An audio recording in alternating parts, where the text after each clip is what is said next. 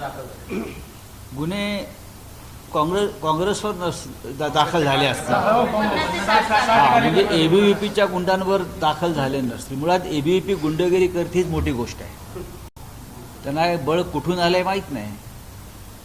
बघा, राहुल गांधी पुण्यामध्ये येत आहेत.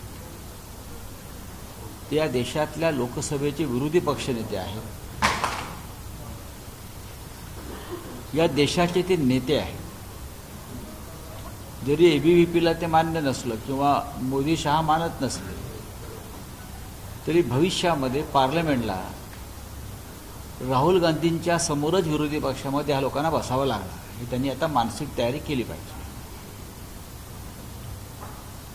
राहुल गांधी यांचा जो कार्यक्रम आहे मी पाहत होतो पुण्यात.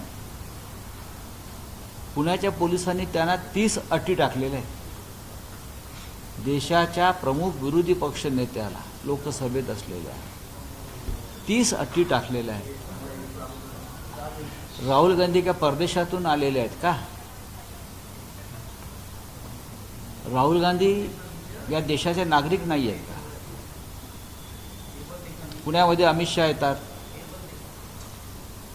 अन्य काही नेते येतात, त्यांच्यासाठी अशा अटी टाकल्या जातात का?